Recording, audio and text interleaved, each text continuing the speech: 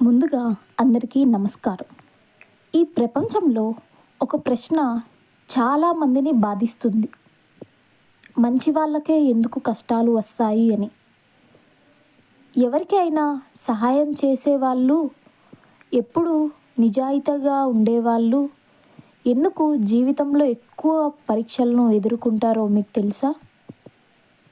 జీవితం ఒక గురువు లాంటిది.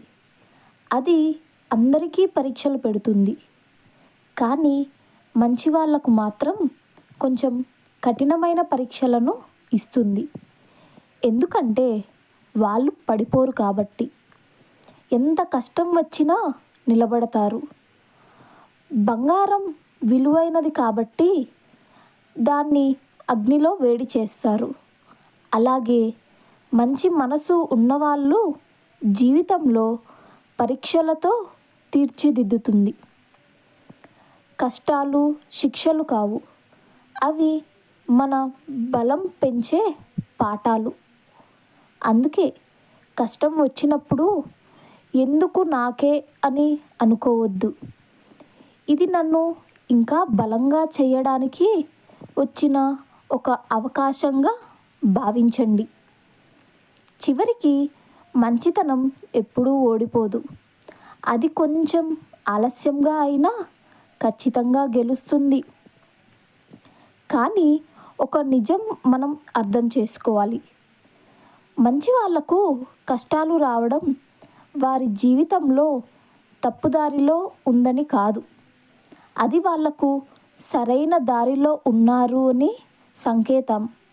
ఎందుకంటే సులభమైన మార్గం ఎప్పుడూ సాధారణమైన వాళ్ళకే ఉంటుంది. కష్టమైన మార్గం మాత్రం గొప్పగా మారాల్సిన వాళ్ళకే వస్తుంది. జీవితంలో ప్రతి కన్నీటి చుక్కకు ఒక పాఠం నేర్పుతుంది. ప్రతి ఓటమికి ఒక కొత్త దారిని చూపిస్తుంది. మంచి మనసున్న వాళ్ళు ఎప్పుడూ ఇతరుల కోసం ఆలోచిస్తారు. అందుకే వాళ్ళ బాధను ఎక్కువగా ఫీల్ అవుతారు. కానీ అదే బాధ వాళ్ళను మరింత హ్యూమన్గా, మరింత బలంగా మారుస్తుంది. గమనించారా మీరు ఎప్పుడైనా?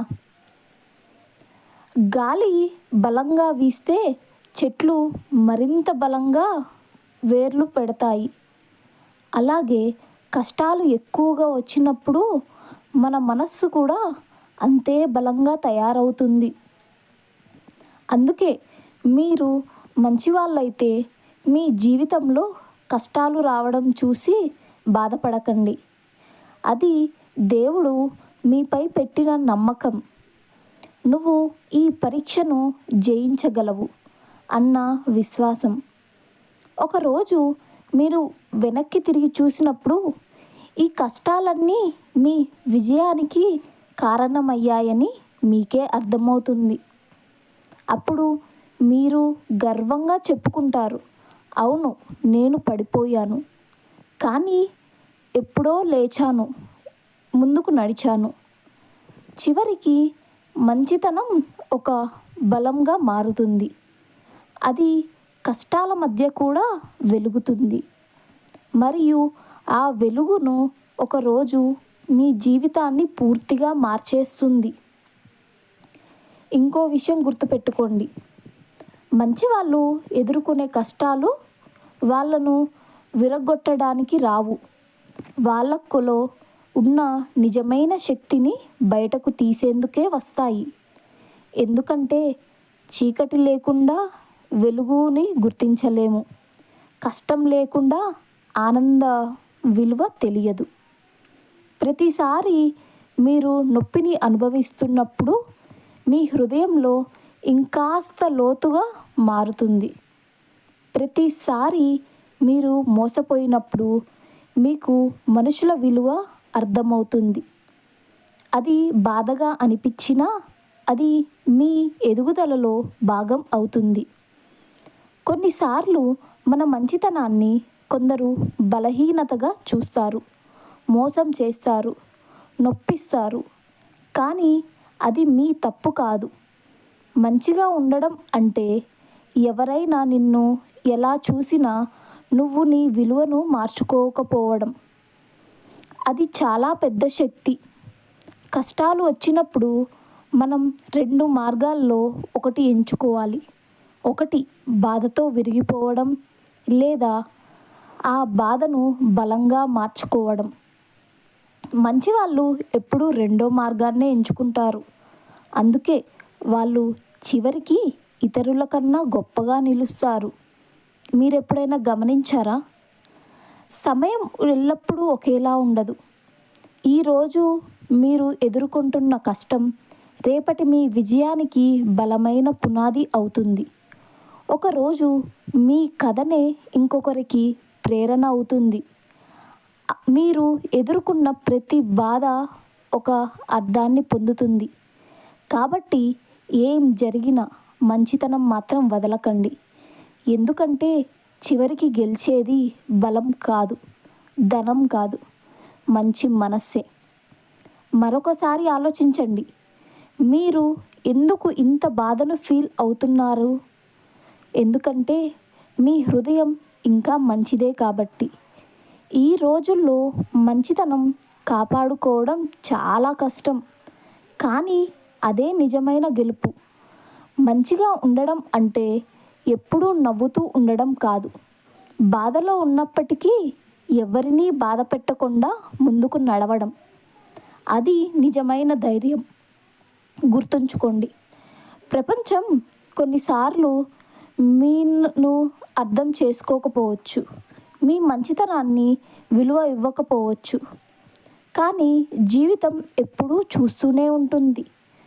ప్రతి మంచి పనిని ఎక్కడో ఒక చోట నమోదు అవుతూ ఉంటుంది.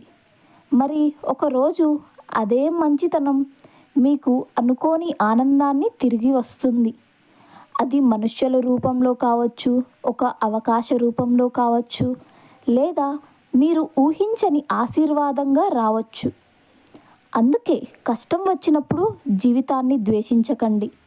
అది మీకు కొత్త రూపం ఇస్తుంది, మరింత బలమైన వ్యక్తిగా మార్చుతుంది.